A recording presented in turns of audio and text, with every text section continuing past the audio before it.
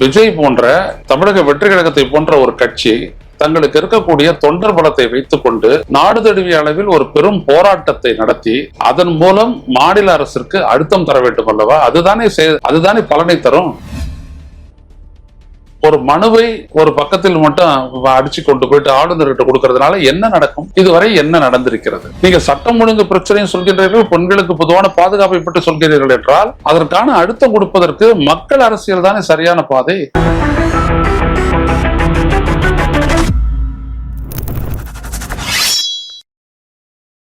வணக்கம் தோழர்களே, ரோச செய்திகளின் வாயிலாக இன்று மீண்டும் உங்களை சந்திப்பதில் பெரும் மகிழ்ச்சி அடைகின்றேன். தமிழக ஆளுநர் திரு ரவியை சந்தித்து மனு ஒன்றை அளித்திருக்கின்றார் தமிழக வெற்றி கழகத்தினுடைய தலைவர் திரு விஜய் அவர்கள். தமிழ்நாட்டில் சட்டம் ஒழுங்கு சீர்குலைந்துள்ளது, பெண்களுக்கு பாதுகாப்பு இல்லை என்று 2 கோரிக்கைகளை வைத்து, மூன்றாவதாக மழை வெள்ளத்தால் பாதிக்கப்பட்ட தமிழக அரசு கேட்டுள்ள நிதியை குறைக்காமல் உடனடியாக மத்திய அரசு வழங்க வேண்டும் என்கின்ற ஒரு கோரிக்கையையும் வைத்து அதை ஆளுநரிடம் கொடுத்திருக்கிறார். அக்டோபர் 27ஆம் தேதி நடந்த இந்த மாநாட்டில் விஜய் பேசும் பொழுது ஆளுநர் பதவி என்பது ஏற்புடையது அல்ல, அது நீக்கப்பட வேண்டும் என்கின்ற கட்சியினுடைய கொள்கையாக அதை சொல்லுகிறார். அந்த கட்சியும் அந்த கொள்கையைத்தான் கடைபிடிக்கிறது. அண்ணாவினுடைய கொள்கை என்பது என்றெல்லாம் சொல்லி கடைபிடிக்கிறது. ஆனால் இப்பொழுது ஆளுநரிடம் சென்று மனுவை அளிக்கிறார்கள். நம்முடைய கேள்வி, ஒரு பக்கம் இது கொள்கை முரண், அதை கூட விட்டுவிடலாம், ஆனால் என்ன பலன் என்று கேட்கிறேன். ஒரு தேர்ந்தெடுக்கப்பட்ட ஒரு அரசு சட்டம் ஒழுங்கை பாதுகாக்கவில்லை, மாணவிகளுடைய பாதுகாப்பை உறுதி செய்யவில்லை, ஏராளமான குற்றச்செயல்கள் நடக்கின்றன என்றால், விஜய் போன்ற தமிழக வெற்றி கழகத்தை போன்ற ஒரு கட்சி தங்களுக்கு இருக்கக்கூடிய தொண்டர் பலத்தை வைத்துக் கொண்டு நாடு தழுவிய அளவில் ஒரு பெரும் போராட்டத்தை நடத்தி அதன் மூலம் மாநில அரசிற்கு அழுத்தம் தர வேண்டும் அல்லவா? அதுதானே பலனை தரும். அதற்குத்தானே மாநில அரசு அஞ்சும். அப்படி மக்கள் செல்வாக்கை திரட்டி தொண்டர்களினுடைய பலத்தோடு ஒரு போராட்டத்தை நடத்தி அதன் மூலம் அழுத்தம் தருவதை விட்டுவிட்டு ஒரு மனுவை ஒரு பக்கத்தில் மட்டும் அடிச்சு கொண்டு போயிட்டு ஆளுநர்கிட்ட கொடுக்கறதுனால என்ன நடக்கும்? இதுவரை என்ன நடந்திருக்கிறது? அப்படி என்றால் இது எப்படி பீட் அண்ட் ட்ராக் என்று நான் சொல்லுவேன். ஏற்கனவே எல்லாரும் போன பாதையில இவரும் போறாரு. அப்புறம் ஒரு கட்சி அப்படின்றது, அதனுடைய கொள்கை அப்படின்றதுக்கு என்ன மதிப்பு மக்களிடையே இருக்கும்?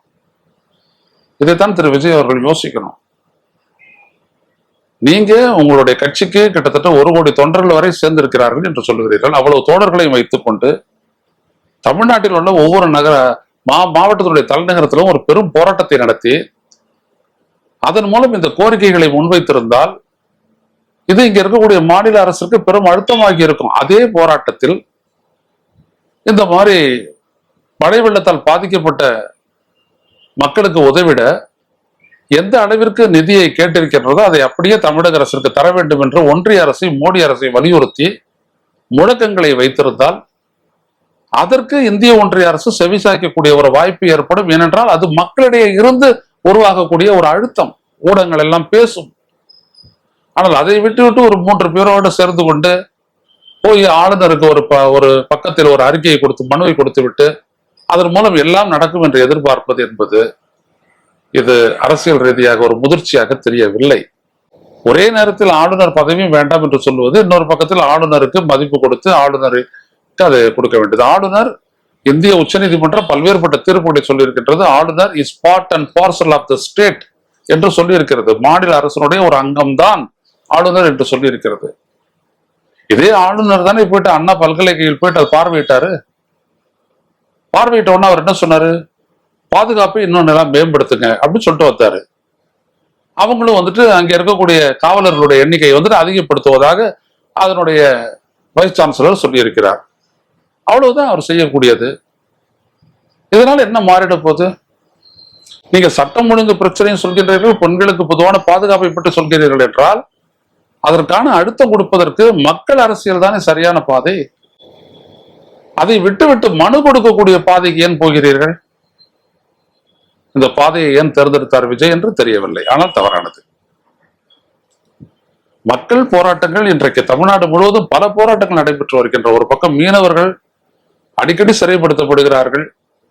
அந்த பிரச்சனையை ஆழமாக பேச வேண்டும். ஏனென்றால் செயற்குழுவில் அதற்கான தீர்மானத்தை போட்டிருக்கிறது தமிழக வெற்றி கழகம்.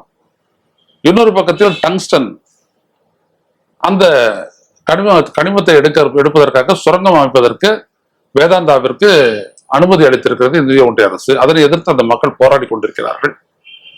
அதற்கு சாதகமாக ஒரு அறிக்கை கூட வரவில்லை. அந்த அறிக்கை கொடுத்திருக்க வேண்டும். அவர்கள் 7ஆம் தேதி ஒரு போராட்டம் நடத்திருக்கிறார்கள். அந்த போராட்டத்திற்கு ஆதரவு தெரிவித்திருக்க வேண்டும். அந்த போராட்டத்தில் தாவேகா தொண்டர்கள் ஈடுபட வேண்டும் என்று சொல்லியிருக்க வேண்டும், சொல்லவில்லை. இன்னொரு பக்கத்தில் பார்த்தால் இங்கே பரந்தூர் விமான நிலையம், எந்த இடத்துல விமான நிலையத்தை இவர்கள் கட்டுவதற்காக நிலத்தை ஆர்ஜியம் செய்த கையகப்படுத்த முயன்று கொண்டிருக்கிறார்களோ அந்த இடத்திலெல்லாம் கடந்த மழையின் பொழுது அப்படியே தண்ணீர் ஓடை போல ஓடிக்கொண்டிருக்கிறது. இதையெல்லாம் பார்வையிட சொல்லி அவர்கள் படங்களை எல்லாம் அனுப்பியிருக்கிறார்கள். ஆனால் அதை பற்றி இப்படி ஏராளமான பிரச்சனைகள் இருக்கின்றன. இவற்றையெல்லாம் அந்த இடத்திற்கு சென்று மக்களோடு மக்களாக நின்றால் போதும், மிகப்பெரிய அளவிற்கு அது ஒரு அழுத்தமாகும்.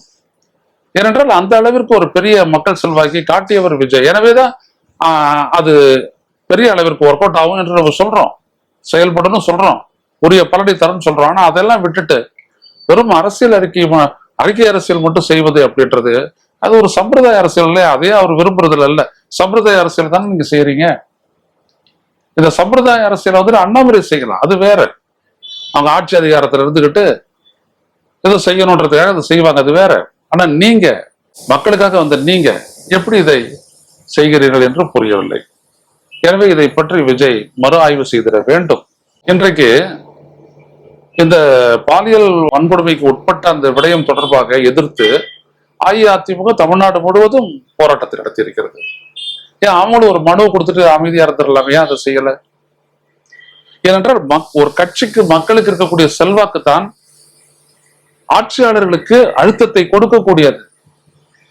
எனவே அவர்கள் எல்லா இடத்திலும் போராடி பேசி மக்களிடையே இதை எடுத்து சொல்லி எப்படிப்பட்ட சூழல் தமிழ்நாட்டில் நிலவுகிறது, அதுவும் ஒரு கல்வி வளாகத்திற்குள்ளேயே எப்படிப்பட்ட ஒரு நிலை நிலவுகிறது, ஒரு பல்கலைக்கழகத்துக்குள்ளேயே எப்படிப்பட்ட ஒரு நிலைமை இருக்கிறது என்பதெல்லாம் எடுத்து கூறும் போதுதான் இந்த அரசு சரியாக செயல்படும்.